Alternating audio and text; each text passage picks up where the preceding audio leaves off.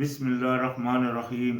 ہمارا اختتام سورۃ الحدید پر ہو چکا تھا اور انشاءاللہ آج سورۃ المجادلہ سے شروعات۔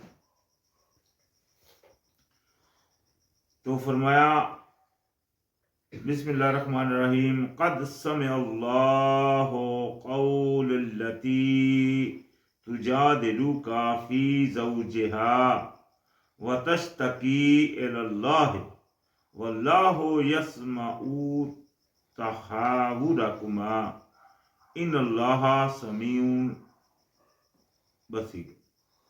تو یہ ایک مباحثہ تھا جو کہ نبی علیہ السلام کے پاس ایک اپنے یعنی کہ زوج کے بارے میں، اس کی زوجہ یعنی کہ بیوی اپنے شوہر کے بارے میں کچھ بات لے کر آئی۔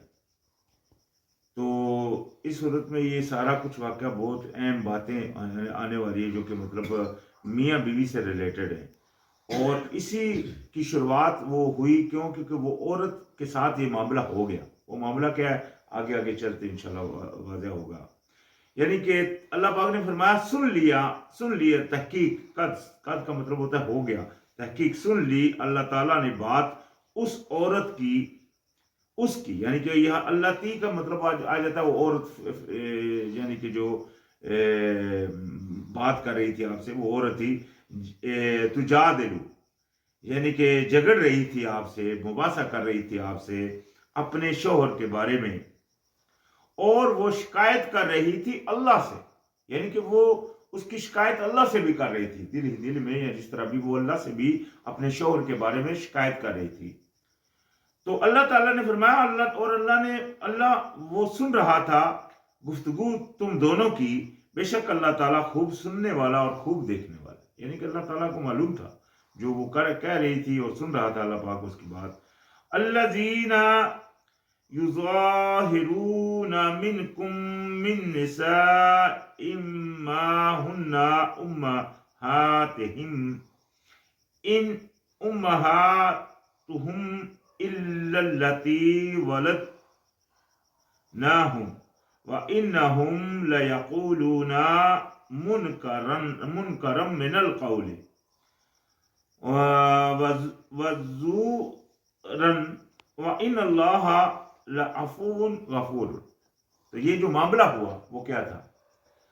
اللہ پاک نے اس معاملے کو یہاں ڈسکس اس طرح کیا۔ اللہ پاک نے فرمایا اور وہ لوگ جو ظاہر کرتے ہیں تم میں سے اپنی بیویوں سے، نہیں وہ مائیں ان کی، یعنی کہ اگر کوئی خاوند اپنی بیوی کو ماں کہہ دے تو وہ اس کی ماں نہیں ہے، لیکن یہ جو لفظ اس نے کہا اپنی بیوی کے بارے میں یہ تو بڑا ہے۔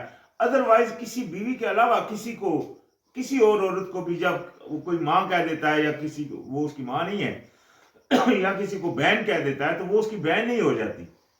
کیوں؟ کیونکہ اللہ پاک نے فرمایا یہ تمہاری صرف زبان کی قول ہے، آگے آئے گی یہ بات۔ تو اللہ پاک نے اس بات کو اس طرح ظاہر کیا کہ اگر کوئی تم میں سے یعنی کہ نہیں، اگر وہ کہتا ہے تو نہیں وہ ان کی مائیں ان کی نہیں، مائیں ان کی مگر وہ جنہوں نے انہیں جنا، یعنی کہ جن کو انہوں نے جنم دیا وہی ہیں ان کی مائیں۔ وہ ایسے منہ زبانی سے کہنے والی ماں نہیں ہو جاتی، لیکن چونکہ بیوی کا معاملہ وہ کچھ اور ہے، وہ آگے بات چلتی چلتی آئے گی۔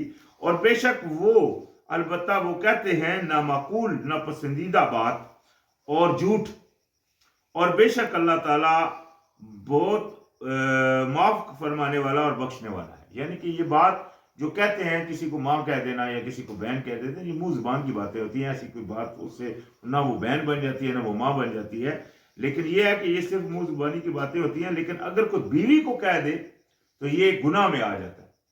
کیوں؟ کیونکہ اس کا گناہ کا پھر یہاں کفارہ بھی آ رہا ہے۔ وہ فرمایا والذین یظاہرون من نسائہم ثم یعودون لما قالوا فتحریر رقبۃ من قبل ان یتماسا ذالکم توعظون بہ واللہ بما تعملون خبیر۔ تو اللہ پاک نے فرمایا اور وہ لوگ جو ظاہر کرتے ہیں اپنی بیویوں سے پھر رجوع کر لیتے ہیں، یعنی کہ اپنی بیوی کو ماں انہوں نے کہہ دیا پھر اس کی طرف رجوع ہو گئے، یہ تو اس سے جو انہوں نے کہا پس آزاد کرنا ہے ایک گردن کا اس سے قبل کہ دونوں ایک دوسرے کو چھوئیں، یعنی کہ ایک دوسرے کو چھونے سے پہلے اس مقامت کے اوپر وہ آ جاتی ہے کفارہ۔ نارمل تو ہم جانتے ہیں جو چھوٹے موٹے گناہ ہیں یا مطلب جو بھی اللہ تعالیٰ کی نافرمانی ہیں چند گناہوں کے علاوہ جو اللہ پاک نے قرآن میں گنوا دیے، جس طرح یہ ہے کہ بیوی کو ماں کہہ دینا، جس طرح ایک مومن کو دوسرا مومن جان بوجھ کر اگر انجانے میں قتل کر دے اس کا کفارہ اللہ پاک نے علیحدہ رکھا ہے۔ اسی طرح اگر قربانی سے پہلے سر منڈوا لے کہ حج کے دوران تو اس کا کفارہ اللہ پاک نے 10 روزے رکھا ہے۔ لیکن زیادہ تر جو گناہوں کے کفارے اللہ پاک نے قرآن میں رکھے ہیں وہ ہے 10 مسکینوں کو کھانا کھلانا، 10 کو یا ان کو کپڑے لے کر دینا، یا ایک غلام آزاد کرنا، یا اگر کچھ نہ ہو سکے تو 3 دن کے روزے رکھنا۔ یہ ہے کفارہ اس گناہ کا۔ یہ نارمل لوگ کہتے ہیں کہ خالی توبہ کرنے سے گناہ معاف ہو جاتا ہے، ایسی بات نہیں۔ اللہ پاک نے کفارے رکھے ہیں، وہ کفارہ لازمی دینا ہوگا۔ تو خیر اس گناہ کا کفارہ اگر کوئی اپنی بیوی کو ماں کہہ دیتا ہے تو اس کا کفارہ آگے آئے گا۔ وہ یہاں تو ایک غلام کا آزاد کرنا ہے، روزوں کا آگے آتا ہے پھر کتنے روزے رکھ رہے ہیں۔ تو یہ بات بھی ایک ظاہر رکھیں کہ آج اکثریت لوگ یورپ میں ہم نے دیکھا ہے کہ وہاں لوگ اپنی بیویوں کو پیار سے ممی کہتے ہیں، او ماما، یعنی کہ اس کو ماما کہہ کر اپنی وائفز کو پکار رہے ہوتے ہیں۔ تو یہ عادت ہمارے مسلمانوں میں بھی کئی میں یہ پائی جاتی ہے۔ تو یہ عادت لازم بات ہے، بہت بری عادت ہے، بلکہ اللہ پاک کی نافرمانی ہے۔ ان کے اوپر یہ بات عائد ہو جاتی ہے پھر یہ کہنے کے بعد کہ مطلب وہ اپنی بیوی کو چھو نہیں سکتے حتیٰ کہ یہ کفارہ نہ دے اور تو تائب نہ ہو۔ تو فرمایا پس آزاد کرنا ہے گردن کا اس سے قبل کہ دونوں ایک دوسرے کو چھوئیں، یہ ہے تم نصیحت کیے جاتے ہو، یعنی کہ یہ اللہ تعالیٰ کی طرف سے تم کو نصیحت ہے جس کی، اور اللہ تعالیٰ اس سے جو تم عمل کرتے ہو خوب باخبر ہے، یعنی کہ یہ اللہ پاک نے آپ کو نصیحت کر دیا تو یہ کفارہ لازم ہو گیا۔ تو ساتھ ہی فرمایا فمن لم یجد فصیام شہرین متتابعین من قبل ان یتماسا فمن لم یستطع فاطعام 60 مسکینا ذالک لتؤمنوا باللہ ورسولہ وتلک حدود اللہ وللکافرین عذاب علیم۔ تو یہ دیکھیں کتنی سختی سے اللہ پاک نے فرمایا، تو جو کوئی نہ پائے، یعنی کہ وہ غلام اگر کوئی نہ پائے تو کیا کرے، تو روزے رکھے 2 ماہ کے مسلسل، یعنی کہ بیوی کو چھونے سے پہلے 2 ماہ کے مسلسل روزے رکھے اس سے قبل کہ دونوں ایک دوسرے کو چھوئیں۔ تو جو کوئی نہ استطاعت رکھتا ہو تو کھانا کھلانا ہے 60 مسکینوں کا، یعنی کہ اگر وہ روزے کی بھی طاقت نہیں رکھتا تو پھر 60 مسکینوں کو کھانا کھلانا ہے، یہ ہے منیمم۔ یہ دیکھیں اللہ پاک نے، میں نے وہ پیچھے بتایا کہ جو نارمل گناہ ہے ان کی سزا ہے کہ 10 مسکینوں کو کھانا کھلانا، یا ان کو کپڑے لے کر دینا، یا ایک غلام آزاد کرنا، یا 3 دن کے روزے رکھنا۔ تو اس میں اگر پہلا تو ہے ایک غلام کا آزاد کرنا، نہیں تو 2 مہینے کے متواتر روزے رکھنا، اور یہ بھی نہیں تو پھر اس کو 60 مسکینوں کو کھانا کھلانا ہے۔ اور یہ کس کے لیے؟ ساتھ ہی اللہ پاک نے فرمایا یہ ہے اس لیے تاکہ تم ایمان لاؤ اللہ پر اور اس کے رسول پر، یعنی کہ یہ مومن کے لیے ہے، یہ بات جو ہے یہ مومن کے لیے ہے، جو ماننے کا دعوے دار ہے اللہ کا، اس کے لیے یہ چیز لاگو ہے۔ اور یہ ہے حدود اللہ کی، اللہ پاک نے فرمایا اور یہ ہے حدود اللہ کی، اور انکاری کرنے والوں کے لیے عذاب ہے دردناک، یعنی کہ جو انکاری کرتے ہیں اس کی، جو اللہ کے بات کے اوپر عمل نہیں کر رہے یا اس طرح اس چیز کو نارمل سمجھتے ہیں۔ آج تو یہاں ہمارے یہاں دیکھا جاتا ہے کہ مطلب ان معاملات کو اتنا مطلب غور نہیں کیا جاتا ہے۔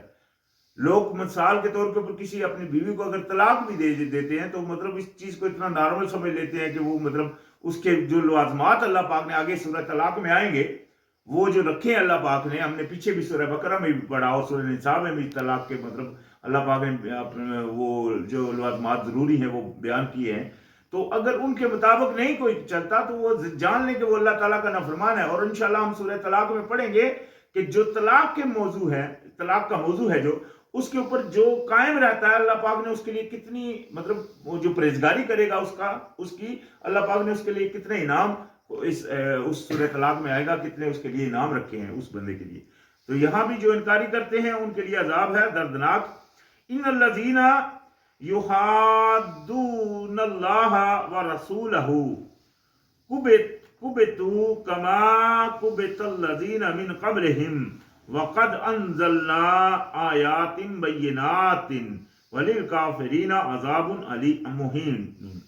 تو اللہ پاک نے فرمایا بے شک وہ لوگ جو مخالفت کرتے ہیں اللہ تعالیٰ کی اور اس کے بھیجے ہوئے کی، یہ دیکھیں جو مخالفت کے اوپر اڑے ہیں ان کے لیے اور وہ ذلیل کیے جائیں گے جیسا کہ ذلیل کیے گئے وہ لوگ جو ان سے پہلے تھے۔ اور تحقیق نازل کی ہم نے آیتیں واضح، یعنی کہ یہ اللہ پاک نے واضح احکام بھیج دیے، ابھی بھی کوئی ان کے اوپر اگر نہیں چلتا تو وہ اللہ کی مخالفت کے اوپر اڑا ہوا ہے۔ ہم سورہ مائدہ میں پڑھ کر آئے ہیں جو اللہ تعالیٰ کی مخالفت یعنی کہ اس کے ساتھ جنگ کرنے کے لیے تیار ہو جاتے ہیں، مخالفت کے اوپر اڑ جاتے ہیں، تو اللہ پاک نے ان کی سزائیں کیا رکھی، یا ان کو قتل کر دیا جائے، یا ان کو سولی چڑھا دیا جائے، یا ان کا ایک ہاتھ اور ایک پاؤں کاٹ دیا جائے، یا ان کو ملک بدر کر دیا جائے۔ یہ سزائیں ہم نے پیچھے قرآن سورہ مائدہ میں پڑھی تھی۔ تو فرمایا میں نے تو اللہ پاک نے فرمایا واضح آیتیں نازل کی ہیں، اور جو انکاری کرنے والے ہیں ان کے لیے رسوا کرنے والا عذاب ہے، یعنی کہ جو پھر بھی نہیں چلنے والے ان کے لیے کیا ہے، رسوا کرنے والا عذاب ہے۔ یوم یبعثوہم اللہ جمیعا فینبئوہم بما عملوا احصاہ اللہ ونسوہ واللہ علی کل شیء شہید۔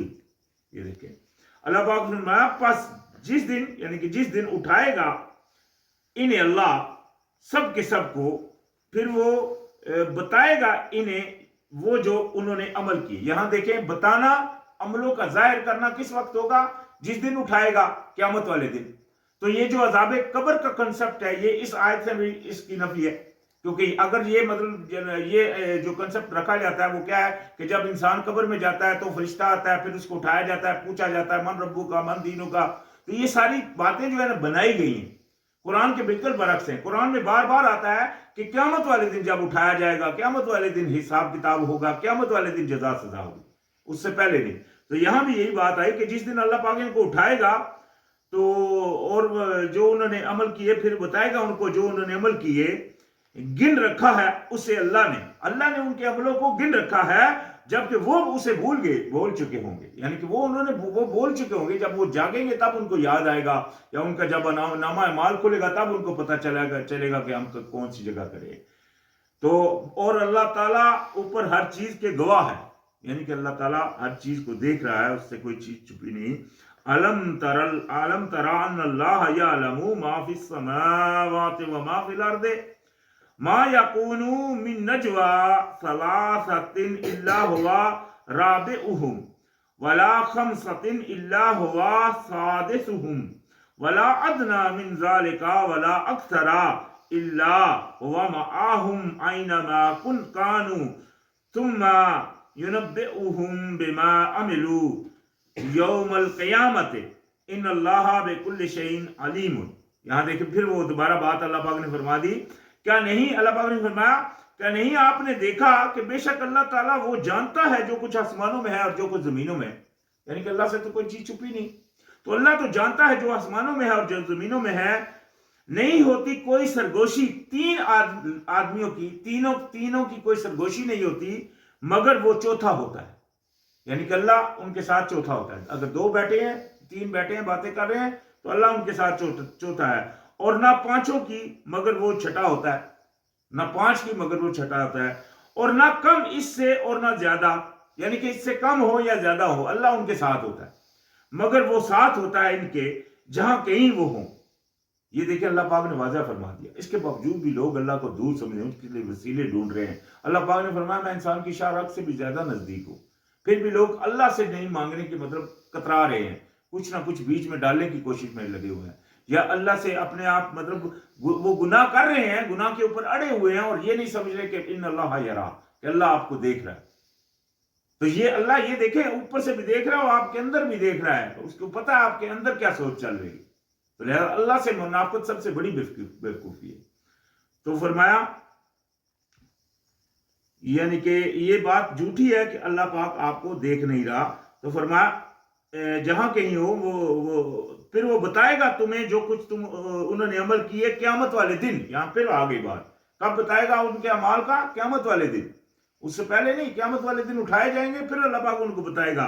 بے شک وہ ہے ہر چیز کو خوب جاننے والا, یعنی کہ خوب اس کے علم میں ہے ہر چیز.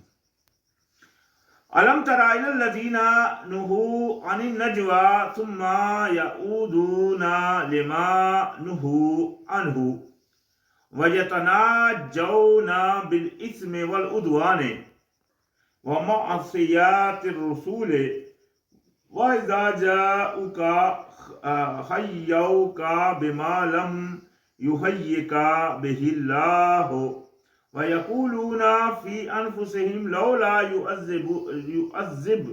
يُعَذِّبُنَّ اللَّهُ بِمَا نَقُولُ حَسْبُهُمْ جَهَنَّمُ يَصْلَوْنَهَا فَبِئْسَ الْمَصِيرُ. تو فرمایا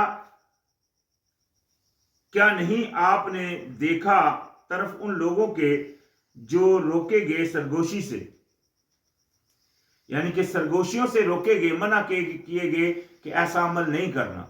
جب بات چل رہی ہو تو غور سے سننا اور کسی طرح کی مطلب سرگوشی نہیں کرنا, منع کیے گئے.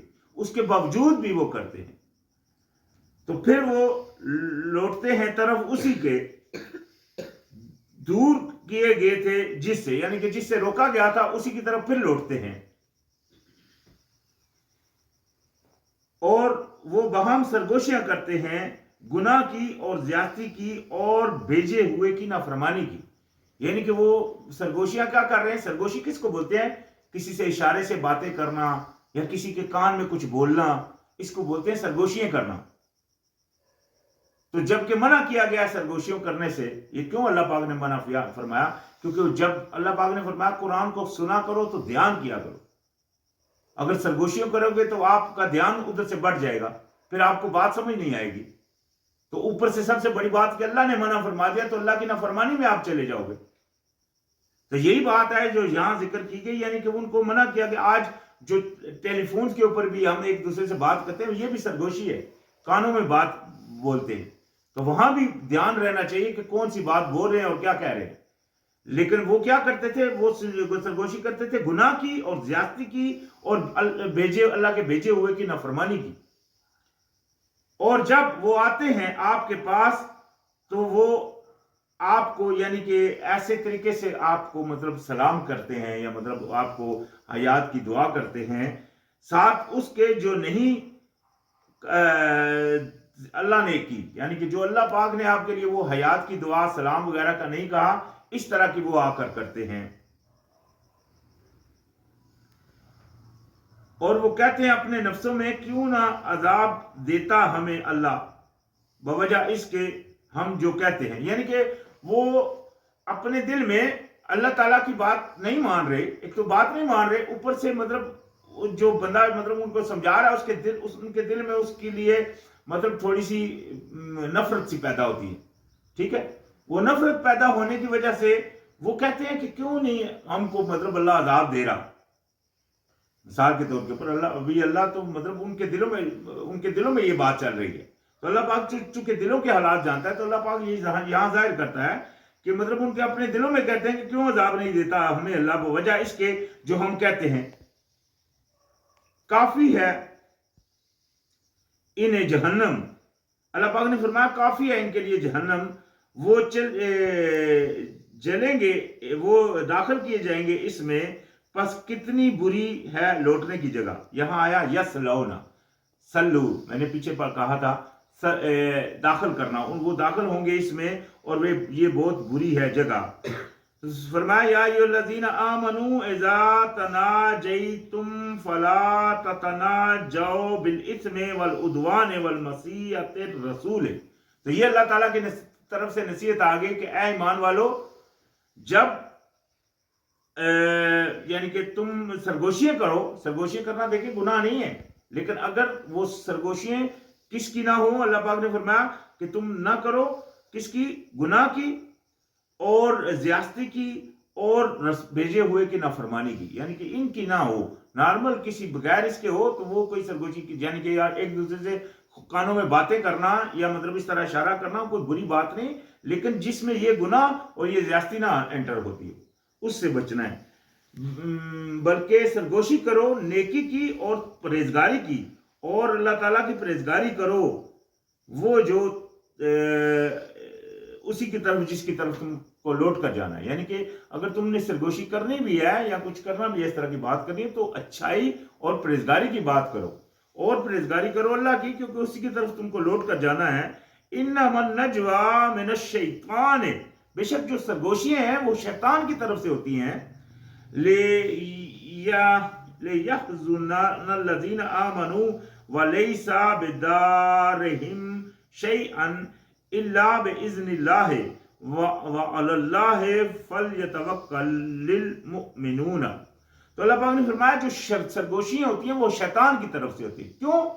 کیونکہ وہ تاکہ وہ غمگین کرے ان کو جو ایمان لائے، یعنی کہ ایمان والے مثال کے طور پر ایک بندہ جو ایمان والا ہے، پورے ایمان والا ہے، لوگوں کو سمجھا رہا ہے یا لوگوں کو بتا رہا ہے، اور وہ اس میں سرگوشیاں کر رہے ہیں، تو شیطان کی طرف سے اس نے ان لوگوں کے دلوں میں ڈالا کہ سرگوشیاں کریں، اور اس سے ایمان والے کا دل دکھ رہا ہے، کیوں؟ کیونکہ وہ جس طرح نبی علیہ السلام جب لوگوں کو بتاتے تھے تو جب لوگ ان کی بات نہیں سنتے تھے تو نبی علیہ السلام اس سے غمزدہ ہوتے تھے کہ آخر کیوں نہیں یہ سن رہے؟ تو اللہ پاک نے قرآن میں اس کا تذکرہ یوں فرمایا کہ آپ تو اپنے آپ کو ہلاک کر دیں گے اس طرح کا مطلب سوچ کر، تو لہذا یہ دکھ دلوانا ہوتا ہے اس شیطان کی طرف سے ایمان والوں کو، جب دوسرے لوگ سب کوششیں کرتے ہیں تو شیطان جو ہے نا وہ چونکہ یہ عمل کروا رہا ہوتا ہے، اور اس کا مقصد کیا ہوتا ہے کہ جو ایمان والے بندے ہیں ان کا دل دکھے، تو لہذا یہ مومنوں کو شایع نہیں کہ آپس میں ایک دوسرے کا دل دکھائیں۔ تو فرمایا اللہ زینہ ان لوگوں کو جو ایمان لائے، حالانکہ نہیں وہ نقصان دینے والا انہیں کچھ بھی، یعنی کہ حالانکہ اس سے نقصان کچھ نہیں ہوتا مگر اللہ تعالیٰ کے اذن سے، مگر جو اللہ چاہے، اور اللہ تعالیٰ ہی پر پس توکل کرتے ہیں، بھروسہ کرتے ہیں جو مومن ماننے والے ہیں، جو مومن ماننے والے ہیں ان کا بھروسہ، ان کا پورا توکل ہے اللہ کی ذات پر۔ لہذا آج ہمارا اختتام 10 نمبر آیت پر ہوا، انشاءاللہ یہاں سے آگے شروعات۔